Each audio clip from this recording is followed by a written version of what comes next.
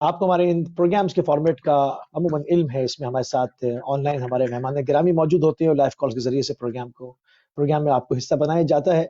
اس میں کیونکہ ہمارے سارے پروگرام جو ہے وہ اس وقت ایک خاص جو ہے وہ ایک طریقہ کار کے اوپر ہم نے اس کو مولڈ کیا ہوا ہے. ماہ مبارک رمضان کے گھڑیاں اور بہترین ساعتیں اس وقت گزر رہی ہیں، تو ہماری پوری کوشش یہ ہے کہ اپنے پروگرام کے ذریعے سے اپنے ناظرین تک ان تمام معلومات کو، ان تمام خزائن کو ان کے اذہان عالیہ تک منتقل ہے جو مبارک سے وہ استفادہ کر سکتے. تو آج بھی ہم کیونکہ ہم آخری عشرے کے اندر گفتگو کر رہے ہیں اور آخری عشرہ جو ہے وہ نزول قرآن کا عشرہ ہے، آخری عشرے کی بڑی فضیلت ہے. ان تمام چیزوں کے اوپر آج ہم بات کریں گے کہ اس سے زیادہ کس طرح سے ایک مومن استفادہ کر سکتا ہے. قرآن کے نزول کو آخری عشرے ہی میں جو ہے وہ اس کا انتخاب کیوں کیا گیا آخری عشرے کا، کہ اس میں قرآن. ان تمام چیزوں کو لے کر ہم آپ کی خدمت میں حاضر ہیں. اس بہترین موضوع کے اوپر گفتگو کرنے کے لیے ہمارے ساتھ جو شخصیت موجود ہے، آپ کی شخصیت کسی تعارف کی محتاج نہیں ہے. ہمارے ساتھ موجود ہیں جناب مولانا کمیل مہدوی صاحب آسٹریلیا سے. قبلہ آپ کو پروگرام میں خوش آمدید کہیں گے اور آپ کی خدمت میں سلام عرض کریں گے. وعلیکم السلام ورحمۃ اللہ وبرکاتہ. بہت شکریہ مدعو کرنے کے لیے اور انشاءاللہ آپ کی خدمت میں. جزاک اللہ. قبلہ آخری عشرہ مبارک جو ہے وہ چل رہا ہے اور اس کے ہم درمیان میں پہنچ گئے ہیں. چند ایام کے بعد یہ ماہ مبارک ہم سے رخصت ہو جائے گا، ہم سے جدا ہو جائے گا. یہ ساعتیں، یہ بہترین گھڑیاں، یہ لحظات ہم سے جو ہے وہ اب جدا ہونے پر ہیں. اس آخری عشرے کی خصوصیات قبلہ کیا ہیں؟ ذرا یہ ہمارے ناظرین کی تک ان تمام تعلیمات کو ہم چاہتے ہیں کہ وہ ہم پہنچایا جائے. بسم اللہ الرحمن الرحیم. دیکھیے، رمضان المبارک کی جو اللہ سبحانہ وتعالیٰ نے قرآن کریم میں ایک ڈیفینیشن بیان کی ہے سورہ بقرہ میں، وہ ہے شہر رمضان. رمضان کا مہینہ وہ کیا ہے؟ الذی انزل فیہ القرآن، یہ وہ مہینہ جس میں قرآن نازل ہوا ہے. تو رمضان کی قرآنی تعریف یہ ہے کہ اس پہ قرآن نازل ہوا ہے. تو اللہ سبحانہ وتعالیٰ نے سب سے زیادہ اسے پرومیننٹ کر کے بیان کیا ہے، اور خود دعاؤں میں ہمیں سکھلایا گیا ہے کہ یا علی یا عظیم یا غفور یا رحیم انت رب العظیم الذی لیس کمثلہ شیء وهو السمیع البصیر. یہ خود خدا کی حمد و ثنا ہے. هذا شهر عظمته وکرمته وشرفته وفضلته علی الشهور. اے پروردگار، یہ مہینہ ہے جس تو نے فضیلت عطا کی ہے، کرامت عطا کی ہے، شرافت عطا کی ہے تمام مہینوں پر. وهو الشهر الذی فرضت صیامه علی. اس کی پہلی صفت یہ ہے کہ اس میں تو نے ہم پر روزے فرض کیے ہیں. اور پھر اس کے بعد فرمایا کہ اور یہ وہ مہینہ ہے کہ جس میں تو نے قرآن کو نازل کیا ہے، کہ وہ قرآن جو ہدایت ہے انسانوں سبحان کے اللہ. لیے اور حق اور باطل میں فرق کرنے والے، ہدی للناس وبینات من الہدی والفرقان وجعلت فیہ سبحان لیلۃ اللہ. القدر. اور اس کی تیسری خصوصیت یہ ہے کہ تو نے اس میں شب قدر کو قرار دیا اور شب واہ. قدر کو 1000 مہینوں سے بہتر قرار دیا ہے. فیاض المن ولا یمن علیک، تو اے احسان کرنے والے کہ جس پر کوئی اور احسان نہیں کر سکتا. من علیہ بفکاک رقبتی من النار، کہ تو مجھ پر یہ احسان فرما دے کہ میری گردن کو آتش جہنم سے حرام فرما دے. تو یہ جو ہمیں سبحان ہر اللہ. فرض نماز کے بعد ایک دعا سکھلائی گئی ہے، اس میں تو تمام باتیں اس کا تعلق در حقیقت ویسے پورے رمضان سے، لیکن اصل میں آخری عشرے سے، اس لیے کہ آخری عشرہ ہی شب قدر کا سب سے زیادہ احتمال ہے. البتہ علماء نے ایسے علماء بھی گزرے تاریخ میں کہ جنہوں نے فقط رمضان میں نہیں بلکہ سارا سال، ایک سال ایسا گزارا کہ جس میں ہر رات کو ہمارے شب قدر انجام دی. یقین ہو جائے کہ کوئی بھی اللہ رات جس میں شب قدر جو شب قدر اللہ نے متعین فرمائی ہے وہ ہم سے مس نہ ہو. تو لیکن خیر، ہم سبحان اللہ. جیسے سبحان ایک اللہ. عام افراد کہ جنہیں توفیق ہو جاتی ہے کہ کم سے کم چند راتوں میں عبادت کر سکیں، ان کے لیے کہ آخری راتوں میں اسے تلاش کرو. اور شب 19 ہے، شب 21 ہے، شب 23 رمضان المبارک ہے، جس میں سب سے زیادہ احتمال تو شب 23 کا ہے. لیکن آخری راتوں ہی میں اللہ نے شب قدر کو قرار دیا، اسی میں قرآن کو نازل کیا. اور شب قدر کے بارے میں یہ اہتمام کہ پورے قرآن میں رمضان کا جو نام ہے وہ ایک مرتبہ ہے. سورہ بقرہ میں ایک مرتبہ اللہ نے فقط رمضان کا نام لیا. شب قدر جو سال میں ایک مرتبہ ہے، اس کے لیے پورا سورہ نازل کیا، اور اس سورے میں 3 مرتبہ شب قدر کا نام لیا ہے. انا انزلناہ فی لیلۃ القدر وما ادراک ما لیلۃ القدر لیلۃ القدر خیر من سبحان الف شہر. کہ لیلۃ القدر کی جو حقیقت ہے وہ حضرت فاطمہ سیدہ کونین سلام اللہ اللہ. علیہا ہیں کہ من سلام ادرکھا اللہ فقط علیہ ادرک وسلم. لیلۃ القدر، کے جو سیدہ کونین کو درک کر لے وہ شب قدر کو درک کر لے گا. تو جو کن ہے معرفت سیدہ کونین ہے اس تک تو پہنچنا کسی کے بس میں نہیں ہے، لیکن جس تک جس کی جتنی رسائی ہو سکے، جس نے جتنا سیدہ کو پہچان لیا بنص حدیث امام صادق علیہ السلام، اتنا اس نے شب قدر کو درک کر لیا. تو یہ ساری جو خصوصیات ہیں سبحان یہ اللہ. آخری عشرے میں ہے. پھر نزول قرآن ہے وَنُنَزِّلُ مِنَ الْقُرْآنِ مَا هُوَ شِفَاءٌ وَرَحْمَةٌ لِّلْمُؤْمِنِينَ، یہ اللہ سبحانہ وتعالیٰ نے قرآن میں فرمایا، بہت خوبصورت ہے یہ کہ ہم نے قرآن کو نازل کیا ہے کہ تو شفا ہے اور رحمت ہے مومنین کے لیے۔ تو اس پہ بھی غور کرنے کی بات ہے کہ اللہ عز و جل نے قرآن کو یہاں دوا نہیں کہا، دوا ہے، بلکہ کہا کہ قرآن شفا ہے۔ دوا اور شفا میں فرق یہ اللہ ہوتا اکبر، ہے کہ دوا میں اس بات کا احتمال ہوتا ہے کہ وہ اثر کرے یا نہ کرے، قرآن نعم وہ کرے، دوا نہیں واہ کہ جس واہ کے واہ، بارے میں یہ ڈاؤٹ ہے، قرآن بلکہ شفا ہے۔ وَنُنَزِّلُ مِنَ الْقُرْآنِ مَا هُوَ شِفَاءٌ وَرَحْمَةٌ لِّلْمُؤْمِنِينَ، یہ شفا ہے روحانی امراض المؤمنین، سے، بغض و اللہ اکبر، جھوٹ و کبر و حسد و تکبر ہے، اور مادی امراض سے بھی شفا ہے، اور ساتھ ساتھ عقیدے کی جو بیماریاں ہیں اس سے شفا ہے۔ عقیدہ توحید قرآن سے ملتا ہے، عقیدہ رسالت قرآن سے، عقیدہ ولایت قرآن سے، عقیدہ قیامت جو ہے وہ قرآن سے۔ تو یہ ساری خصوصیات جمع ہو جاتی ہیں آخری عشرے میں، اس اعتبار سے جیسے جیسے رمضان گزرتا ہے اس میں ہر دن پروردگار مزید افراد کو آتش جہنم سے آزاد کرتا چلا جاتا ہے، اور یہ آزاد فرماتا آخری ہے، سبحان رمضان ہے، اللہ، اس میں جتنے پورے رمضان میں اللہ نے جہنم سے آزاد کیے ہوتے ہیں، اس آخری ایک دن وہ تمام افراد کے جو جہنم سے آزاد ہوتے ہیں ان کے برابر پھر مزید اور افراد کو جہنم کے عذاب سے آزاد کرتا ہے۔ اس لیے 30واں روزہ اس کی سب سے زیادہ اہمیت اس لیے بن جاتی ہے کہ اگر اللہ نصیب فرما دے جو 30واں روزہ ہے، تو 30واں روزہ لوگ عید کا مزہ اس وقت ہے کہ جب 29 پر جو چاند نظر آ جائے تو پھر لطف آ جاتا ہے۔ 30واں روزہ ہو جاتا ہے تو ایک دن مزید اتنا مل جاتا ہے کہ وہ ٹوٹل منتھ کو ملٹیپلائی کر دیتا ہے ان افراد کے لیے جہنم سے آزاد ہوتے ہیں۔ تو جتنا جتنا موقع میسر آتے چلے جائیں، اور ایک بڑی زبردست سبحان چیز اللہ، یہ ہے کہ لو یعلم العبد ما فی رمضان، اگر بندے کو پتہ چل رہا ہے کہ رمضان میں ہے کیا، تو لود ان یکون رمضان السنہ، تڑپے گا اس بات کے لیے کہ سارا سال ہی رمضان رہے۔ تو اگر حقیقت پتہ چل رہا ہے کہ رمضان میں ہے کیا، تو سارا سال ہی رمضان کی تمنا کرے گا۔ اور امیر المومنین علی بن ابی طالب علیہ السلام کی شہادت کا دن گزرا ہے، ان کے لیے ان کے بعد ایک کنیز نے سوال کیا گیا تھا کہ علی کے بارے میں بیان کرو، تو اس نے پوچھا کہ مختصر بیان کروں یا تفصیل سے بیان کروں، تو دو جوابات آئے۔ کہا جب مختصر بیان کرو تو اس نے دو جواب دیے، کہا ایک تو یہ کہ ساری زندگی میری گزر گئی لیکن میں نے کبھی علی کے لیے دن میں کھانا نہیں لگایا تھا، اور رات میں کبھی بستر نہیں اللہ لگایا تھا، دن میں روزہ رکھتے تھے، رات میں عبادت کرتے تھے۔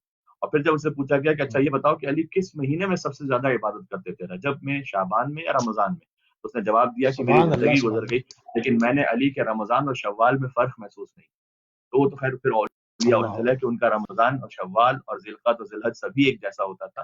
ہمارے لیے کم سے کم یہ کہ چند آخری لمحات ہی رہ گئے، چند آخری ایام، اس میں جتنا بہتر کر بالکل ایسے، بالکل ایسے ہی ناظرین، گفتگو کے سلسلے کو مزید جو ہے وہ آگے بڑھائیں گے، ہمارے لائف نمبرز بھی اسکرین کے اوپر آویزہ ہو گئے ہیں، جو آپ کے بھی سوالات ہوں گے ان کو بھی آن بورڈ کیا جائے گا، اور زیادہ سے زیادہ ہم کوشش کریں گے کہ قبلہ کی موجودگی سے استفادہ کریں، اور قبلہ بہت ہی علمی ماشاءاللہ شخصیت ہیں، جو آپ کے سوالات ہوں گے ان کو فوراً جو ہے وہ قبلہ کی خدمت میں پیش کیا جائے گا۔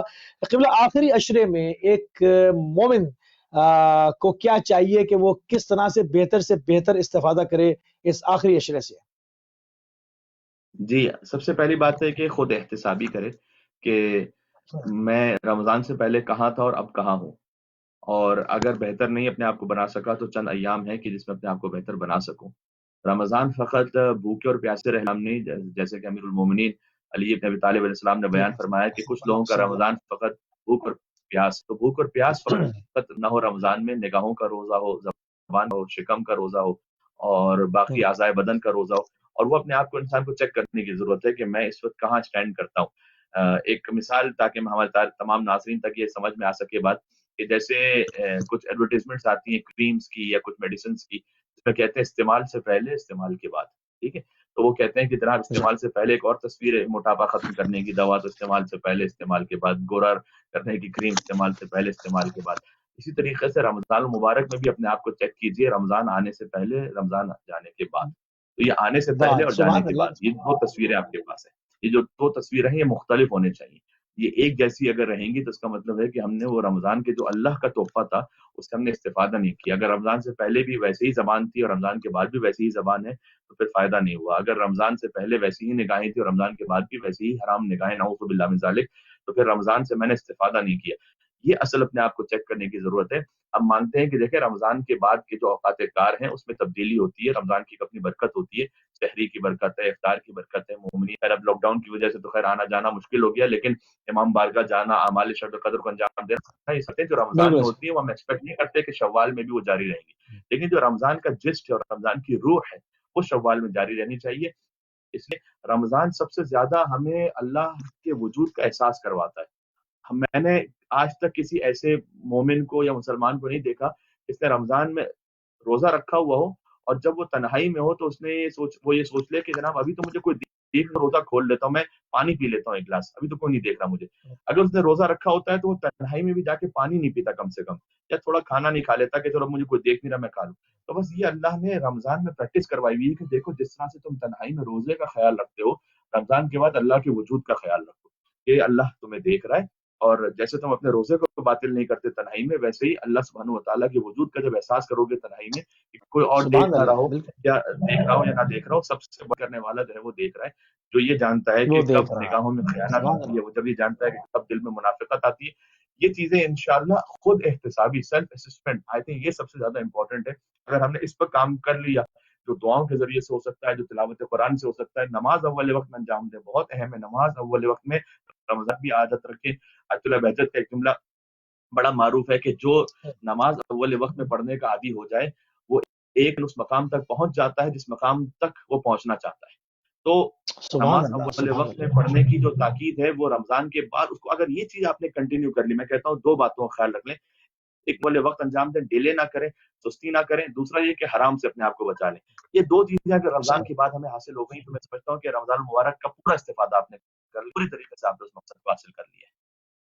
سبحان اللہ. سبحان اللہ. بہت ہی عمدہ جو ہے وہ طور کے ساتھ گفتگو جو ہے وہ آگے بڑھ رہی ہے. قبلہ, نزول قرآن اور آخری اشرا, یہ جو اختیار ہے جو پروردگار نے اس کو اس آخری اشرے میں رکھا ہے اور وہ بھی تاخ راتوں میں, اس کی کیا ہے, کیا دیکھتے ہیں, ہمیں کیا ملتا ہے؟ ہمارے بزرگ علماء نے, ہمارے ائمہ کرام, ائمہ اطہار نے کیا ارشاد فرمایا ہے؟ دیکھیں قرآن کریم کی تو وہ نعمت ہے کہ ہمیں یہ اقرار کرنا چاہیے کہ ہم نے اس حوالے حق اللہ ادا کرنے میں کوتاہی کی ہے, حق القرآن ادا کرنے میں ہم نے کوتاہی کی ہے. جو کما حق ہے وہ تو کوئی نہیں ادا کر سکتا, لیکن حیث القوم ہم اس سے تھوڑا سا پیچھے رہیں, تو ہمیں اس میں مزید توجہ دینے کی ضرورت ہے.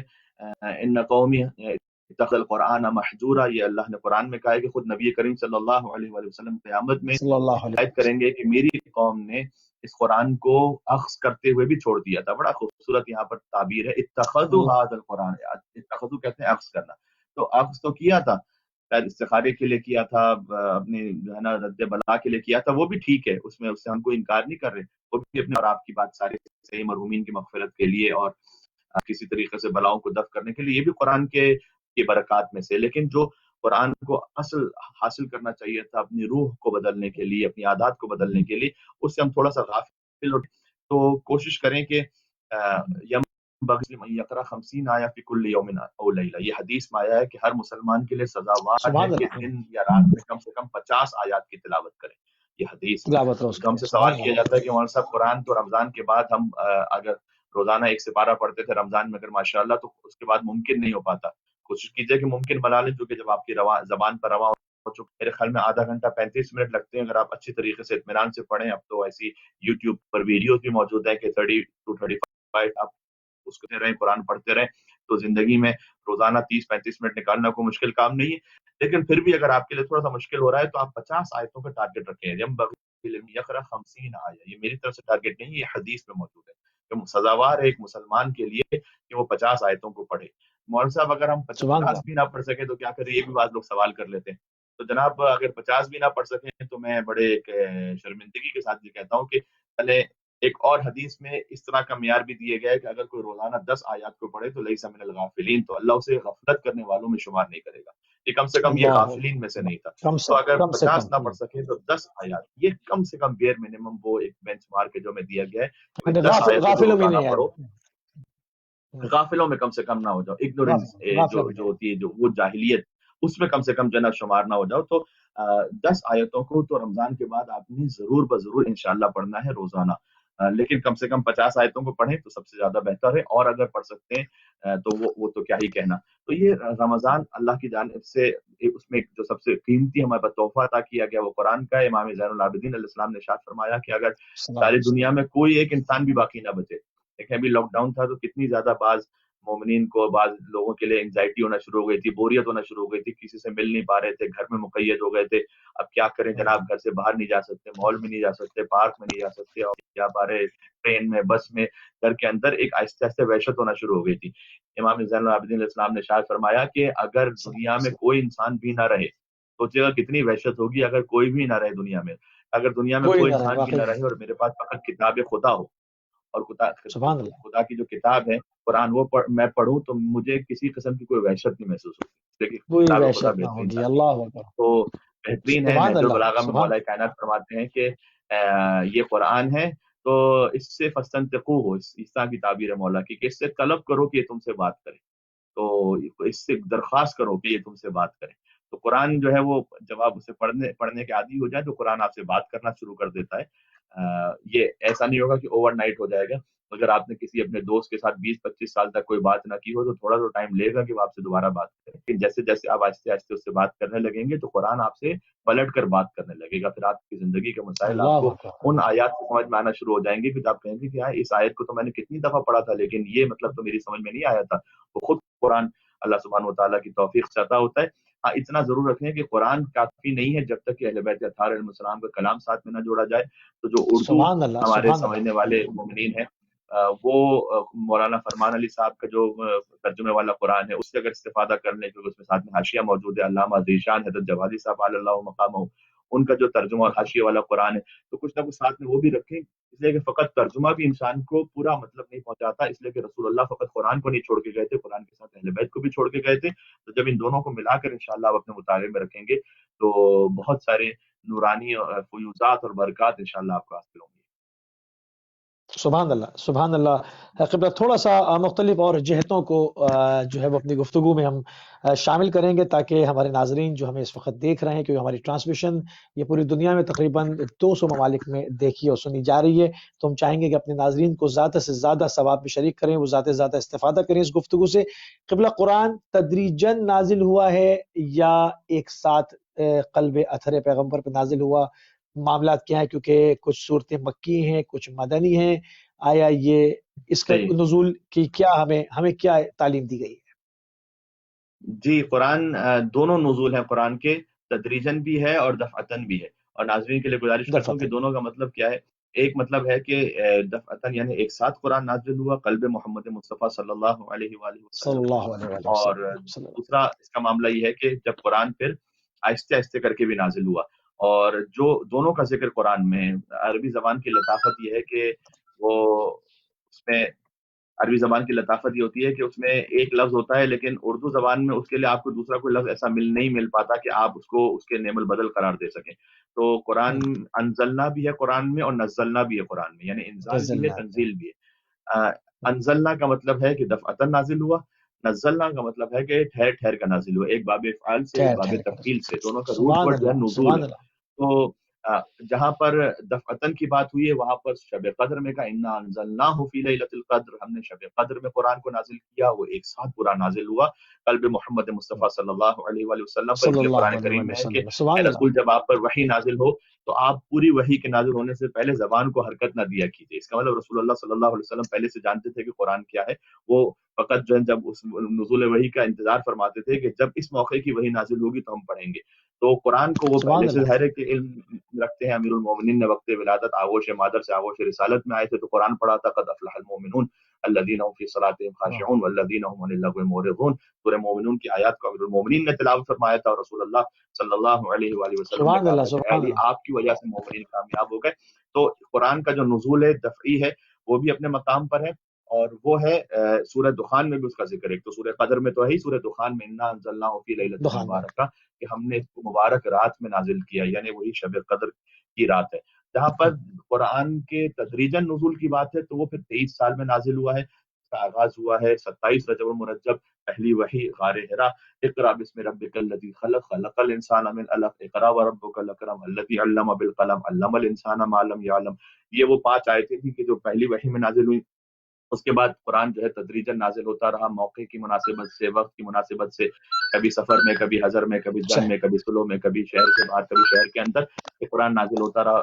اگر کوئی کال آ رہی ہے تو لے لیجیے آپ۔ جی کالر کو شامل کرتے ہیں جی۔ السلام علیکم ورحمۃ اللہ۔ السلام علیکم، علیکم السلام ورحمۃ اللہ۔ میں ایک سوال کرنا چاہوں گی۔ جی جی بسم اللہ فرمائیے۔ جی جس طرح ویسے تو ہم لوگ نارمل لائف میں جس طرح ہم قرآن پڑھتے ہیں وہ تو ایک جس طرح ہم نارمل ایوری ڈے کوئی پڑھتا ہے یا ایک سال میں پڑھتا ہے 6 ماہ میں پڑھتا ہے، لیکن جو ہم یہ مرحومین کو کے لیے پڑھتے ہیں جس اصالِ ثواب کے لیے کوئی اتھینٹک حدیث یا پروفٹ محمد صلی اللہ علیہ وسلم کے زمانے میں جس طرح جب بندہ فوت ہو جاتا تو کوئی کہتا ہے کہ ہمیں 10 پارے پڑھ دیں یا 15 پڑھ دیں 20 پڑھ دیں، جس طرح بھی ہے یہ پڑھنا کیسا ہے؟ مجھے کافی لوگوں نے میرے سے پوچھا بھی ہے لیکن مجھے اس کا جواب نہیں کوئی سمجھ آئی، اس لیے میں چاہ رہی ہوں کہ اگر مولانا تھوڑا سا بہت اچھا سوال ہے، بتا دیں۔ بہت اچھا سوال ہے، اصالِ ثواب کے لیے ہم آپ کے سوال کو شامل کرتے ہیں. بہت شکریہ، جزاک اللہ. جی قبلہ اپنی بات مکمل کر لیں پھر ہم بہن کے سوال کو شامل. جی تو میں یہ عرض کرنا چاہ رہا تھا کہ جب قرآن جب نازل ہوا تو پھر تدریجاً جب نازل ہونا شروع ہوا تو پھر سورہ علق نازل ہوا، سورہ مزمل ہے، پھر سورہ مدثر ہے، اس طرح ترتیب بار سورہ نازل ہوتے رہے. 15ویں نمبر پر سورہ کوثر نازل ہوا، سورہ تکاثر پھر نازل، تو یہ سب نازل، تو یہ ترتیب بار قرآن جب جیسے جیسے ضرورت ہوتی گئی ویسے ویسے قرآن نازل ہوتا گیا. یہ ہے 23 سال میں، اس کو فرمایا گیا نزلنا سے، اور اسی خاطر ہے کہ انا نحن نزلنا الذکر وانا له لحافظون. یہاں پر انزلنا نہیں کہا، یہاں نزلنا کا، ہم نے اس قرآن کو تدریجاً نازل کیا اور ہم اس کی حفاظت کریں گے، کیونکہ جو دفعتاً نازل ہوا تھا قلب محمد مصطفیٰ صلی اللہ علیہ وسلم پر، اس میں تو الگ سے حفاظت کی ضرورت تھی، اس میں کیا تحریف ہو سکتی تھی، وہ تو براہ راست رسول اللہ پہ نازل ہوا تھا. تو یہاں پر انزلنا کا لفظ نہیں نزلنا کا لفظ ہے کہ ہم نے جو تدریجاً نازل کیا ہے اس کی بھی ہم حفاظت کریں گے. پھر لو کنتم فی ریب مما نزلنا علی عبدنا فاتوا بسورۃ من مثلہ، کہ اگر تم نے وہ جو ہم نے قرآن تدریجاً نازل کیا ہے اس میں کسی قسم کا تمہیں شک ہے تو لے آؤ پھر کوئی ایسے ہی ایک سورہ، اور تم نہیں لا سکو گے اگر تم اپنے سارے مددگاروں کو بھی لے آؤ. تو یہ سب جو ہے نا اللہ سبحانہ وتعالیٰ نے دونوں الفاظ استعمال کیے، کہیں نزلنا کے ساتھ ہے کہیں انزلنا کے ساتھ ہے. اور سبحان اللہ، جی جزاک اللہ. اگر اس میں کوئی تو یعنی دونوں طرف سے قرآن کا نزول ہے. شب قدر میں جو ہے نا دفعتاً ہے اور بعد میں پھر جو ہے نا وہ تدریجاً ہے. تدریجاً ہے. بہت خوبصورت آپ نے جو ہے اس کی توجیہ فرمائی. امید ہے کہ ہمارے جو ناظرین ہیں ان کے اذان عالیہ تک یہ بات منتقل ہوئی ہوگی اور ان کے جو ابہامات ہیں، جو اشکالات ہیں وہ برطرف ہو گئے ہوں گے. ہماری بہن کی کال تھی، انہوں نے کہا کہ نارمل لائف میں ہم قرآن پڑھتے ہیں، روزانہ بھی پڑھتے ہیں، کبھی کبھار بھی پڑھتے ہیں، بعض لوگ سال میں پڑھتے ہیں، مختلف طریقہ کار ہے، مگر مرحومین کے لیے جو قرآن پڑھا جاتا ہے کیا وہ صدر اسلام میں رسول اللہ کے دور سے ثابت ہے؟ کوئی حدیث، کوئی قرآن کا کوئی ریفرنس، کوئی چیز ہمیں مل جائے گی اوتھینٹک قبلہ؟ جی اس میں ارشاد اقدس الہی ہے کہ والذین جاؤوا من بعدهم یقولون ربنا اغفر لنا ولاخواننا الذین سبقونا بالایمان. سورہ حشر کی آیت نمبر 10 ہے، جس میں ارشاد یہ فرمایا گیا کہ جو اے رسول جب جو بعد میں آتے ہیں آپ کے پاس مہاجرین اور انصار میں سے، وہ یہ کہتے ہیں کہ اے پروردگار ہمیں اور ہمارے برادران ایمانی کے جو گزر چکے ہیں انہیں معاف فرما دے اور انہیں بخش دے.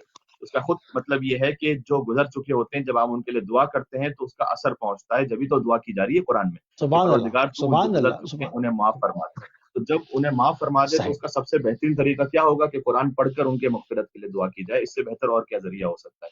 اور بجائے کہ اس کا ہم اپنے کلام سے دعا کریں، خود قرآن ہی میں ہے کہ وہ آتے تھے اور آ کر کہتے تھے کہ معاف فرما دے. اور اس طرح کی جو ہے نا روایات بھی، مثال کے طور پر اس طرح سے روایت ہے کہ جو بھی قبرستان جائے اور زیارت کرے اور مثال کے طور پر 11 مرتبہ قل هو اللہ احد کی تلاوت کرے اور مردوں کو عطیہ کرے تو پھر جتنے بھی مردگان وہاں پر ہیں ان کی تعداد کے مطابق جو ہے اسے اجر ملتا ہے. اور سورہ یاسین کے لیے ہے کہ وہ مردوں کے لیے پڑھو، کہ ابو داؤد سے روایت ہے، اور بھی بہت ساری روایات ہیں سلسلے میں. تو روایات بھی ہے سورہ یاسین پڑھنے کی، سورہ ملک پڑھنے کی، اور قرآن کریم میں بھی ہے کہ وہ دعا کرتے تھے ان لوگوں کے لیے کہ جو گزر چکے. سورہ حشر کی آیت نمبر 10 یہ یاد رکھیے گا، انشاءاللہ اس کو دیکھیے گا اپنے گھر میں ترجمے کے ساتھ. تو ایک تو یہ بات. دوسرا یہ کہ یہ عمومی نیک کاموں میں کار ہے خیر میں آتا ہے. ہمارے پاس شیعہ سنی متعدد روایات موجود ہیں کہ جو مرنے والے کا نامہ اعمال ہے وہ بند نہیں ہوتا. کچھ چیزیں جو صدقہ جاریہ کے طور پر باقی رہتی ہیں. مثال کے طور پر کہیں پر اس نے درخت لگا دیے، کہیں پر پانی کا انتظام کر دیے، اگر اچھی اولاد کو چھوڑا ہے تو اگر اچھی اولاد کو، یہ جو شیعہ سنی متفق علیہ حدیث ہے کہ اگر اچھی اولاد کی تربیت کی ہے اس نے تو اس کو ثواب پہنچتا رہے گا. تو اچھی اولاد کیا کرے گی؟ قرآن ہی تو پڑھے گی، اور کیا کرے گی اس کے لیے؟ اچھی اولاد کیا کرے گی اس کے لیے؟ نیک کام ہی تو کرے گی، اور کیا کرے گی؟ تو اچھی اولاد اس کے لیے کام کر رہی ہے، اس کا جو عمل ہے، اس کا جو ثواب ہے وہ اس مرحوم والدین تک پہنچتا رہتا ہے. یہ تو شیعہ سنی احادیث سے متفق علیہ ثابت ہے. تو اچھی اولاد کی تربیت میں خود قرآن کریم کی بات آ جاتی ہے. بالکل صحیح بات ہے. ہاں، کیونکہ آپ پیڑ لگائیں گے چھاؤں، لوگوں کو میسر ہوگی، لوگ اس کے سستائیں گے، تو ایک انسان یوں بھی اس کو سمجھ سکتا ہے۔ بہت عمدہ قبلہ، تھوڑی سی اور گفتگو کو آگے شب قدر میں کون سے امور طے کیے جاتے ہیں؟ کیونکہ شب قدر کو جیسے آپ نے بھی ابھی فرمایا کہ شب قدر کو درک کرنے کے لیے لوگ زحمتیں کرتے ہیں، لوگ اس میں عبادات کرتے ہیں کہ آیا وہ رات کو پالیں اور اس میں ہم جو ہے وہ شبیداری کریں، پروردگار کے ساتھ راز و نیاز کریں، اس کی بارگاہ میں اس کے محضر میں رہیں، اس کے جو ہے وہ استغفار کرتے رہیں، اس سے راز و نیاز کریں۔ تو شب قدر میں امور کون سے طے پاتے ہیں؟ اس حوالے سے قبلہ تھوڑی سی ہماری توجہات نمائی اس طرف۔ جی مثلاً جیسے کہ ہم نے سورہ حامیم کے لیے آپ کی خدمت میں عرض کیا تھا کہ جو معذرت سورہ دخان کے لیے، کہ سورہ دخان میں ہے کہ جس کا آغاز اس طرح سے ہوتا ہے کہ حامیم انا انزلناہ فی لیلۃ المبارکہ، کہ ہم نے اس قرآن کو جو ہے لیلۃ المبارکہ میں نازل کیا ہے، اور اسی آگے اللہ سبحانہ و تعالیٰ نے بیان فرمایا کہ اس میں فیہا یفرق من کل امر حکیم، اس میں تمام جو حکمت ہیں وہ سب پا جاتے ہیں اس سورہ اس دخان میں، اس کی جانب اشارہ ہے۔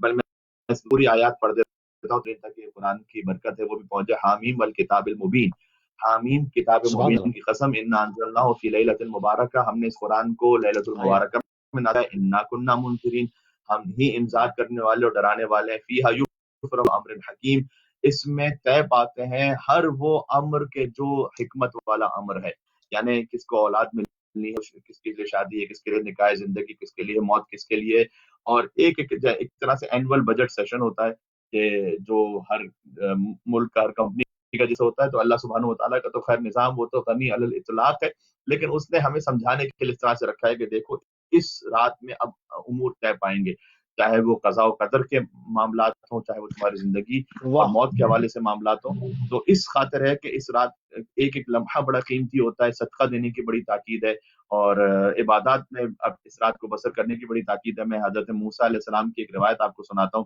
اور انشاءاللہ ناظرین جو ہے نا اس سے لطف اندوز بھی ہوں گے روحانی طور پر۔ ابھی چونکہ شب 23 تو گزر چکی ہے، لیکن بہرحال ہر طاق رات میں اگر کوئی عبادت کر بھی لی جائے شب قدر کی تو اس میں کوئی حرج بھی نہیں ہے۔ حضرت موسیٰ علیہ السلام نے کہا کہ اے پروردگار میں تیرا قرب چاہتا ہوں۔ دیکھیں کیا کیا شب قدر میں طے ہوتا ہے، اب یہ واضح ہو جائے گا۔ پروردگار میں تیرا قرب سبحان چاہتا ہوں، اللہ، میں تیرے قریب ہونا چاہتا ہوں، اور یہ قرب جو ہے یہ ہر عبادت کی روح ہے۔ نماز پڑھتا ہوں قربتاً اللہ، روزہ رکھتا ہوں قربۃ قربتاً من اللہ، اللہ۔ حج کرتا ہوں قربتاً اللہ، تو قربتاً اللہ تو ہر عبادت میں ہے نا۔ حضرت موسیٰ علیہ السلام نے کہا کہ پروردگار میں تیرا قرب چاہتا ہوں، اللہ نے جواب دیا قال قربی لمن استيقظ لیلۃ القدر، میرا قرب اسے ملے گا کہ جو شب قدر جاگ کر گزارے گا۔ جاگنا خود شب اللہ قدر میں اکبر، اس کی بڑی تاکید ہے کہ سوئے نہیں، جاگ کر گزارے، بلکہ ایک حدیث کا مفہوم اس طرح سے ہے کہ جو شب قدر جاگ کر گزارے اللہ اس کے دل کو اس دن زندہ رکھے گا جس دن بہت سے دل مردہ ہو جائیں گے۔ تو حضرت موسیٰ علیہ السلام نے کہا سبحان کہ اللہ، پروردگار میں تیری رحمت بھی چاہتا ہوں، اللہ نے کہا رحمتی لمن رحم المساکین لیلۃ القدر، میری رحمت بھی چاہتے ہو، تمہارے حساب کتاب میں لکھ دیا جائے، تمہاری تقدیر میں لکھ دیا جائے کہ اللہ کی رحمتیں بھی تمہیں ملیں گی، شب قدر میں مساکین پر رحم کرو۔ حضرت موسیٰ علیہ السلام نے کہا کہ اے اللہ اکبر، پروردگار میں یہ چاہتا ہوں کہ میں پولیس رات سے گزر جاؤں، قال ذلک لمن تصدق بصدقۃ لیلۃ القدر، اللہ نے جواب دیا کہ اگر پولیس رات سے گزرنا چاہتے ہو تو شب قدر میں صدقہ دو، صدقہ جو دے گا شب اللہ قدر میں اکبر، وہ پولیس رات سے گزر جائے گا۔ پھر کہا کہ پروردگار گزر میں جائے گا۔ جنت کی نعمتیں بھی چاہتا ہوں، قال لمن ذلک لمن سبح تسبیحۃ فی لیلۃ القدر، اور فرمایا کہ یہ اسے ملے گا کہ جو شب قدر میں تسبیح پڑھ لے گا۔ اگر تم جنت کی نعمتیں چاہتے ہو، کا پروردگار جہنم کے عذاب سے رہائی چاہتا ہوں، یہ اسے ملے گا کہ جو شب قدر میں استغفار کر لے گا، کا پروردگار تیری رضا بھی سبحان چاہتا اللہ، ہوں، یہ اسے ملے گا کہ جو شب قدر میں 2 رکعت نماز شب قدر کو انجام دے گا۔ تو بہت خاص شب قدر اس اعتبار سے بڑی اس میں تاکید بار بار کی گئی ہے، اور اس کا ایک تاریخی اور عقیدتی پوائنٹ آف ویو اور اس کا نقطہ یہ بھی ہے، سورہ اسراء میں اللہ عز و جل نے بیان کیا ہے کہ وما جعلنا الرؤية التي أريناك إلا فتنة للناس والشجرة الملعونة في القرآن، کہ ہم نے یہ جو آپ کو خواب دکھایا اے رسول صلی اللہ علیہ وآلہ وسلم، علیہ یہ وسلم، علیہ انسانوں کے وسلم، لیے اس میں آزمائش ہے، والشجرة الملعونة في القرآن، اور ایک شجرہ ملعونہ ہے کہ جس کا ذکر قرآن میں ہے، تو اس کو ہم نے خواب میں آپ کو دکھلایا ہے، اور وہ شجرہ ملعونہ رسول اللہ صلی اللہ علیہ وآلہ وسلم نے خواب میں دیکھا تھا کہ ان کی وصال کے بعد ان کے ممبر پر جو ہے نا بندر آ رہے ہیں اور ممبر کی بے حرمتی کر رہے ہیں، اور رسول اللہ بہت زیادہ غمگین ہوئے تھے۔ اس وقت اللہ نے کہا کہ یہ جو آپ نے خواب دیکھا ہے اور آپ بہت رنجیدہ ہیں، تو آپ اپنے رسول کے قلب کی تسکین کے لیے، یہ تفاسیر میں بات آئی ہے کیونکہ اس شجرہ ملعونہ سے مراد ظاہر بنی امیہ کی بعد میں حکومتیں ہیں کہ جو رہی ہیں وہ 1000 مہینے تک تھیں، یزید اور اس کے 1000 باپ دادا اور اس صحیح کے بعد جو بنی امیہ کی حکومتیں تھیں، یہ 1000 مہینے تھی. تو چونکہ وہ 1000 مہینے کا ان کا دور تھا حکومت کا، جو اسلام کے لیے سب سے زیادہ نقصان دہ دور تھا، تو رسول اللہ صلی اللہ علیہ وسلم کے دل کی تسکین علیہ کے لیے اللہ نے وسلم کمپنسیشن یہ عطا کیا کہ لیلۃ القدر خیر من الف شہر. وہ من 1000 الف مہینے کی جو ان شہر، کی سبحان حکومت ہے، اللہ سبحان ہم اللہ. ہر سال آپ کو ایک رات ایسی عطا کر رہے ہیں جو 1000 مہینوں سے زیادہ بہتر ہے، اور وہ شب قدر ہے، اور وہ رسول اللہ صلی اللہ علیہ وسلم کے ہر امتی کو عطا ہوئی. تو یہ شب قدر اس اعتبار سے بھی ہے کہ وہ جو حکومت فاسدہ تھی اس کے مقابلے میں اللہ نے ہمیں ہر رات، ہر سال ایک رات ایسی عطا کی ہے کہ اس ایک رات میں اگر ہم عبادت کر لیں تو وہ 1000 مہینوں سے بڑھ جائے گا. 1000 مہینے ہیں 83 ایئرز اینڈ تقریباً 4 months. تو ساری زندگی ہماری ایک طرف، اللہ ایک چانس دیتا ہے کہ اگر شب قدر تم اپنے آپ کو سدھار لو تو میں تمہاری ساری زندگی کی کمپنسیشن کر لوں گا. سبحان اللہ. اچھا، شب قدر میں ایک معاملہ اور ہے جس کے اندر جو ہے وہ بہت ہی سامنے سے، ورنہ 1400 سال سے اس کے اوپر بحث ہو رہی ہے، امامت کے اوپر اور امامت کے سسٹم کے اوپر، ولایت کے سسٹم کے اوپر، کہ وہ اس ولایت کے سسٹم کو بعض لوگ نہیں مانتے، اس کو بطور سسٹم وہ سمجھ نہیں پائے شاید، اس وجہ سے اس کا انکار کر دیتے ہیں. تو اس میں جو ہے وہ امامت بہت ہی آسانی کے ساتھ اور سامنے سے بالکل واضح ہو رہی ہے کہ اس میں فرشتے جو آتے ہیں، اس میں یہ تو نہیں کہا گیا کہ فرشتے بے شک آتے تھے رک گئے. فرشتے ہر سال آتے ہیں، کیونکہ جو شب قدر وہ برپا ہوتی ہے. شب قدر تاریخی طور پر روایتاً طور پہ منائی نہیں جاتی، شب قدر برپا ہو رہی ہوتی ہے. شب قدر میں ملائکہ اور روح نازل ہو رہے ہوتے ہیں پروردگار کا امر لے کر، اور صاحب امر کی طرف امر جو صاحب ہے تو وہ کون، آج اس کا صاحب کون ہے، فرشتے کس کے پاس آ رہے ہیں، اس سے تو مسئلہ حل ہو جائے گا. اس کی تھوڑی سی گفتگو ہو جائے گا. جی، یہ آپ نے بہت اچھا سوال کیا اور بہت اچھی بات کہی، اور یہ امام صادق علیہ السلام کی حدیث میں ہے السلام اللہ کہ وسلم. سورہ قدر کے ذریعے سے حجت خدا کے وجود پر دلیل قائم کرو. یہ امام صادق علیہ السلام نے ارشاد فرمایا، اللہ کیونکہ سورہ قدر وجود ہے اللہ صلی حجت اللہ خدا علیہ پر، وسلم. اللہم صلی اللہ علیہ وسلم. حجت خدا کے سبحان وجود پر اس کی دلیل ہے. کیوں؟ اس لیے کہ امام علیہ السلام نے، اور ایک اور بھی حدیث ہے بڑی خوبصورت، کیونکہ سورہ قدر کے بڑی بڑی لطیف تعبیرات آئی ہیں کہ لکل شیء ثمرۃ، ہر شے کے لیے ایک پھل ہے، ثمرہ ہے، نتیجہ ہے، اور ثمرۃ سورۃ القدر، اور قرآن کا جو نتیجہ ہے وہ سورۃ القدر ہے. پھر کہا کہ ہر شے کے لیے ایک کنز ہے، خزانہ ہے، اور جو قرآن کا خزانہ ہے وہ سورۃ القدر ہے. پھر رسول اللہ صلی اللہ علیہ وسلم فرمایا کہ آپ کو اور آپ کی اولاد کے لیے قیامت تک کے لیے یہ سورہ ہے. یہ رسول اللہ نے ارشاد فرمایا کہ آپ کے لیے تحفہ ہے یہ. کیونکہ اس سورہ میں جہاں پر وہ لفظ ہے بسم اللہ الرحمن الرحیم انا انزلناہ فی لیلۃ القدر وما ادراک ما لیلۃ القدر لیلۃ القدر قدر من تنزل الملائکۃ، یہ تنزل، والروح یہ در حقیقت تنزل کنٹینیوس ٹینس ہے. اگر کنٹینیوس ٹینس. تنزلہ ہوتا تو اس کا مطلب ہے کہ نازل ہو گئے، ماضی ہوتا، پاسٹ ٹینس. اگر تتنزلو ہے، تتنزلو سے پھر وہ تنزلو بنتا ہے، تو اس کا مطلب ہے نازل ہوتے ہیں اور ہوتے رہیں گے. کب تک ہوتے رہیں گے؟ جب تک یہ سورہ ہے تب تک نازل ہوتے رہیں گے ملائکہ، جب بھی شب قدر آئے گی. تو تنزل الملائکۃ والروح فیہا بإذن ربہم من کل امر، کے ملائکہ نازل کل ہوتے ہیں اور امر. ہمیشہ ہوتے رہیں گے سبحان اللہ. جب بھی شب قدر، جیسے کہ آپ نے لفظ استعمال کیا، برپا ہوگی. سوال یہ ہے کہ عالم اسلام میں اس وقت کوئی ہے دعویٰ کر سکے کہ مجھ پر فرشتے نازل ہوتے ہیں؟ کون ایسا کہ کس کی جرأت کوئی ہے کلیم نہیں یہ کر رہا، تو یہ کوئی کہہ کلیم سکے نہیں کہ مجھ کرتا. پر فرشتے نازل ہوتے ہیں؟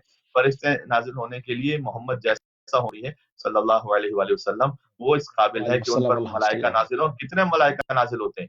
دیکھیں ملائکہ اتنے نازل ہوتے ہیں. شب قدر، قدر کے کئی معنی کیے گئے. قدر کا ایک معنی ہے مقدار، کیونکہ اس دن، جیسے اس رات میں، جیسے آپ سے ابھی بات ہوئی کہ اس دن طے ہو جاتی ہیں بہت ساری چیزیں، تو مقدار کے معنی میں بھی ہے. قدر کا مطلب ویلیو کے معنی میں بھی ہے، اور قدر کنگھی کے معنی میں بھی ہے. قدر کا ایک مطلب خود قرآن کریم میں استعمال ہوا ہے کہ علیہ رزق ہو، کہ جب ہم کسی کا رزق کم کر دیتے ہیں تو پھر ہم سے شکوہ کرتا ہے. تو قدر تنگی کے معنی میں بھی آتا ہے. لیلۃ القدر میں تنگی کا معنی کیسے یہاں پر صادق آتا ہے؟ تو یہاں پر علماء نے لکھا ہے کہ ملائکہ اتنی بڑی تعداد میں نازل ہوتے ہیں کہ زمین تنگ ہونے لگتی ہے، اللہ زمین اللہ کم پڑنے اکبر. لگتی ہے. اللہ اتنی زیادہ ملائکہ نازل ہوتے ہیں شب قدر میں، اس لیے لیلۃ القدر بھی کہا جاتا ہے اس کو. یعنی حدیث میں آیا ہے کہ ریت کے جتنے ذرے نہیں اتنے ملائکہ نازل ہوتے ہیں، اور سمندر کے اگر قطرے بنائے جائے تو اتنے قطرے نہیں بنیں گے جتنے ملائکہ. اور مین بھی اللہ اکبر. اس میں یہ ہمت ہے کہ یہ کہہ سکے کہ مجھ پر ملائکہ نازل ہو رہے ہیں، سوائے اس کے کہ جو خود نفس رسول ہو، سوائے اس کے کہ جو خود حجت اللہ ہو، لسان اللہ ناطق ہو، اور وہ کوئی اور نہیں، ہمارے امام زمانہ تعالیٰ فرج و شریف ہیں، ان کے سبحان وجود اللہ. اطہر پر ملائکہ نازل ہوتے ہیں. باقی سلمان تو اگر کوئی کہے کہ میرے پاس فرشتہ آتا ہے تو فرشتہ ایک ہی دفعہ آتا ہے پھر انسان کے پاس، تو پھر جب وہ آتا ہے تو پھر انسان کچھ کہنے کے لائق نہیں رہتا. تو وہ ایک ہی دفعہ کا فرشتہ ہے، لیکن ہر شب قدر میں جس پر ملائکہ نازل ہو رہے ہو وہ امام زمانہ عجل اللہ تعالیٰ فرجہ شریف کا وجود مطہر ہے. فرج شریف کے ساتھ. اچھا، جو لوگ اس کا انکار کرتے ہیں وہ اپنے طور پر توجہ کرتے ہیں اپنے دل کو کس طرح سے اپنے دل کو مطمئن کرتے ہیں. ظاہری بات ہے دوسری طرف بھی محدثین ہیں، دوسری طرف بھی قرآن کی تلاوت کرنے والے ہیں، علم حدیث رکھنے والے ہیں، قرآن کو سمجھنے والے ہیں، ایسی بات نہیں ہے. تو وہ یہاں پر آ کر اس نقطے کو بائی پاس کیسے کر جاتے ہیں، آگے کیسے گزر جاتے ہیں، اس یہاں سے بریک تھرو کیسے ہو جاتا ہے، اپنے آپ کو مطمئن کیسے کرتے ہیں، اس سب کہیں گے آپ؟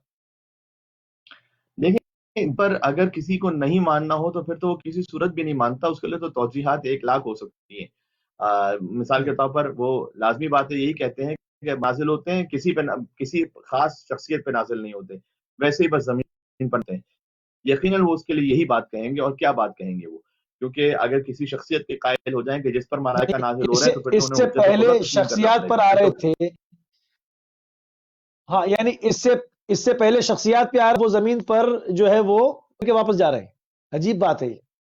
جی بس بظاہر یہی توجیہ اور تعویل ہوگی. وہ تب کوئی ان کے صاحب ہوں تو وہ آ کے صحیح توجیہ تعویل بیان کر سکیں کہ وہ کیا کرتے ہیں. میں اس میں بہت زیادہ، کیونکہ ایسا نہ ہو کہ کہیں طنز ہو جائے، کوئی بات ہو جائے. ورنہ دیکھیں وجود خدا کو بھی بہت سے لوگ تسلیم نہیں کرتے. آپ کتنی بھی دلیل دے دیجیے تو وجود خدا کا بھی انکار کر دیتے ہیں. تو وجود امام تو پھر وجود خدا کی بات اس مترتب ہے اس کے بعد.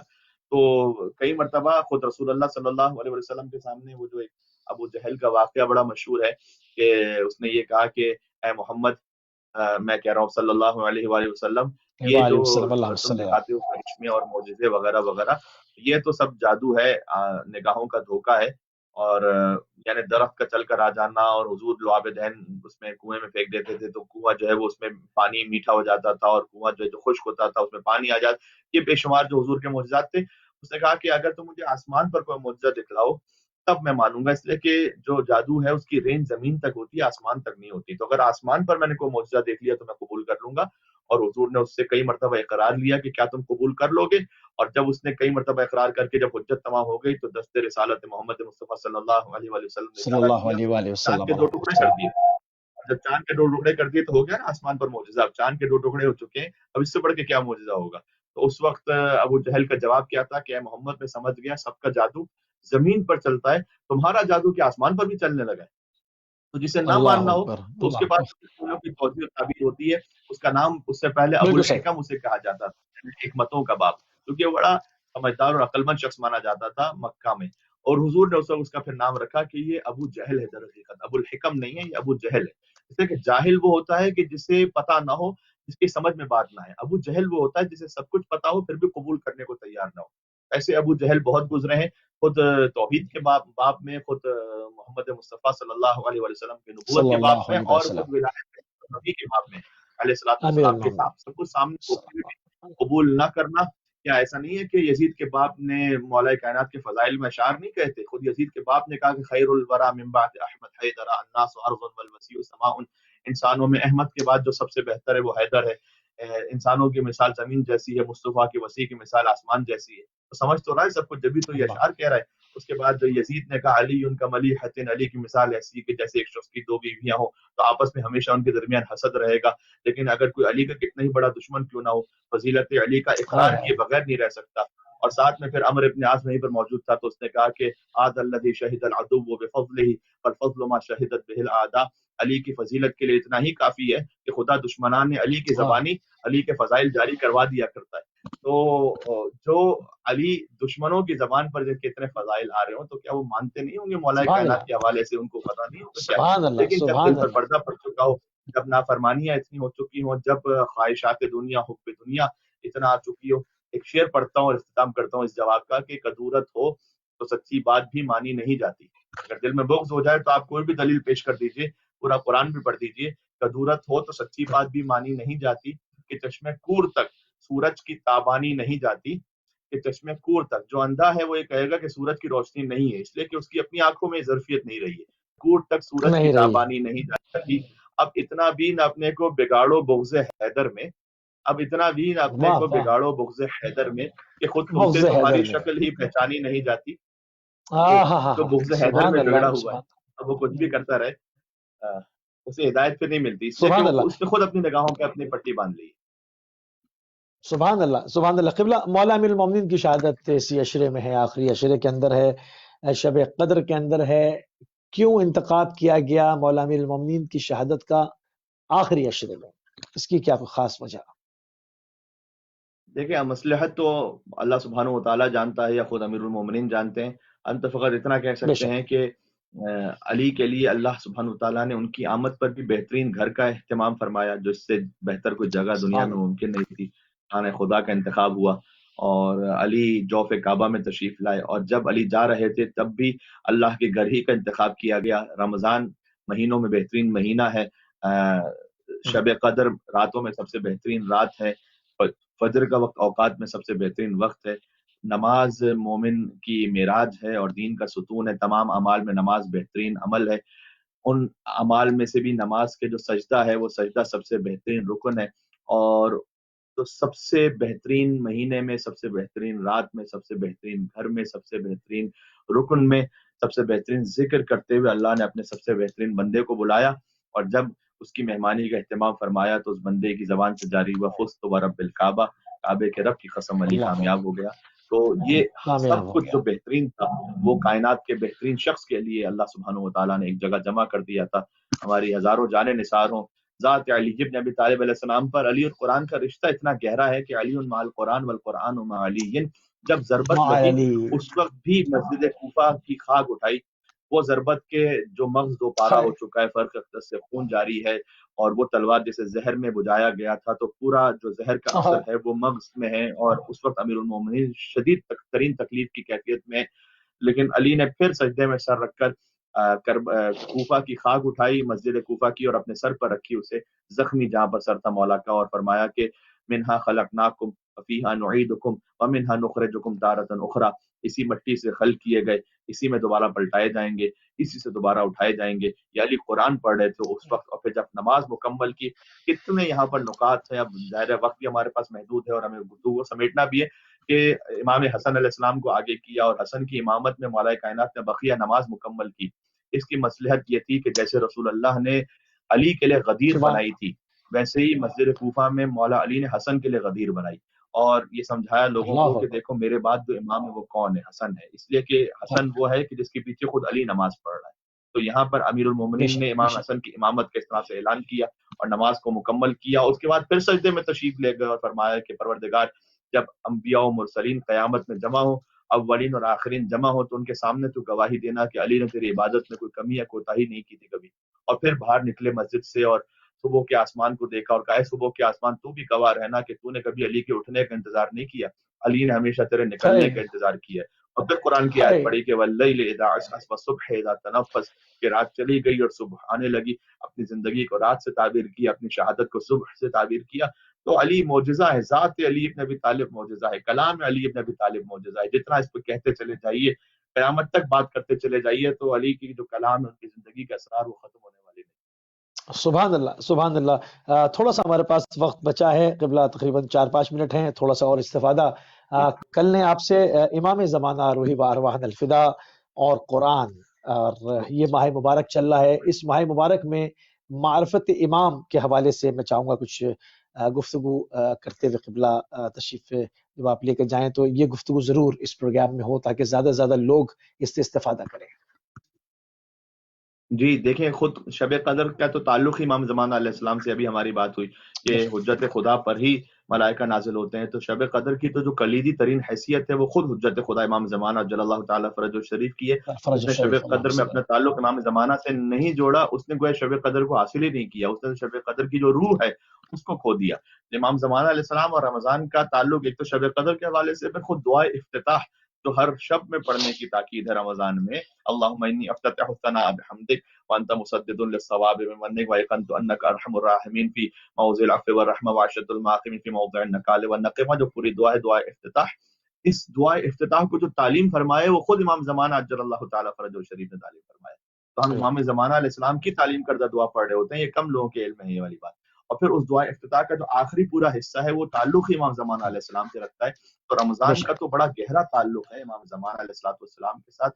اور امام زمانہ علیہ السلام کی معرفت کے لیے دیکھیں حالات جس طرح سے ہو رہے ہیں کووڈ 19 کے بعد، میرے خیال میں کافی سارے لوگ مزید متوجہ ہوئے ہیں علائم ظہور امام زمانہ علیہ السلام کی طرف، لوگ اور متوجہ ہوئے ہیں کہ کیا کیا کچھ ہوگا ظہور سے پہلے. خود اگر یہ میں کہتا ہوں کہ کووڈ 19 میں فقط خوف نہ رہے مرض کا، بلکہ اگر یہ خوف روحانیت میں تبدیل ہو سکے اور معنویت میں تبدیل ہو سکے اور قرب من اللہ اور لقاء اللہ کی ہم منزلوں کو طے کر سکیں اور وجود امام زمانہ علیہ السلام سے اپنے آپ کو قریب کر سکیں، تو یہ امتحان ایک ایسا ہوگا کہ جس میں ہم کامیاب ہو جائیں گے.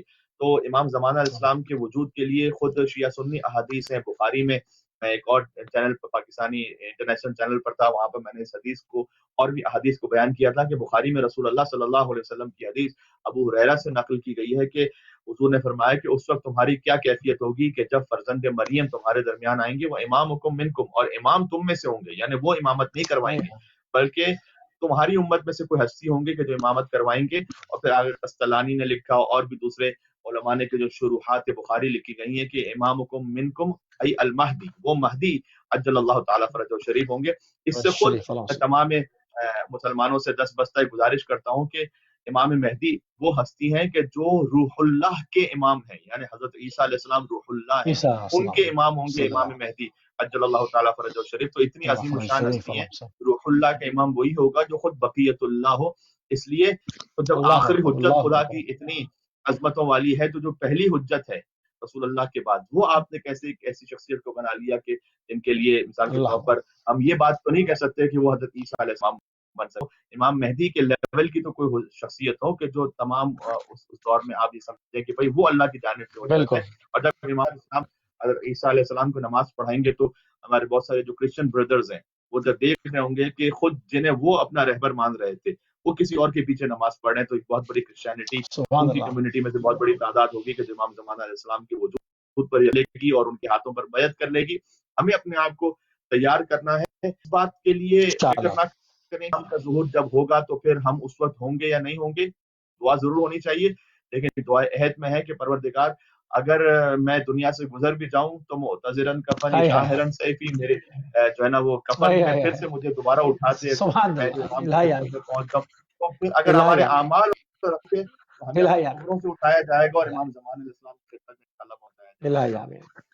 الہی آمین. پروردگار جب چاہے گا وہ ایک رات میں اس معاملے کو درست کرے گا، چاہے 1000 راتوں میں کتنا ہی بگاڑ پیدا کیا گیا ہو. جناب قبلہ حجت الاسلام مولانا کمیل مہدی صاحب، ہم آپ کی انتہائی مشکور و ممنون ہیں کہ آپ نے اپنا قیمتی ٹائم ایلیویٹ ٹی وی کو دیا. آپ کی طرف بہت لیٹ آورز ہیں مگر بہت ہی عمدہ جو ہے وہ مفید جو ہے وہ گفتگو رہی. ہمارے ناظرین بہت سارے وہ عوامات، وہ اشکالات جو انسان کے دل میں وسوسے پیدا ہوتے ہیں، سوالات پیدا ہوتے ہیں، سوالات جنم لیتے ہیں، امید ہے کہ اس پروگرام کے ذریعے سے آپ کے ان اشکالات کا، ان عوامات کا بہترین جواب ملا ہوگا. قبلہ السلام علیکم ورحمۃ اللہ. قبلہ آپ سے اجازت چاہیں گے. اور ناظرین ہمارے پروگرام کا بھی وقت اسی کے ساتھ ختم ہو گیا اور ہماری اور آپ کی ملاقات انشاءاللہ کل UK ٹائم سے 4 بجے ہوگی. اجازت دیجیے. السلام علیکم ورحمۃ اللہ وبرکاتہ.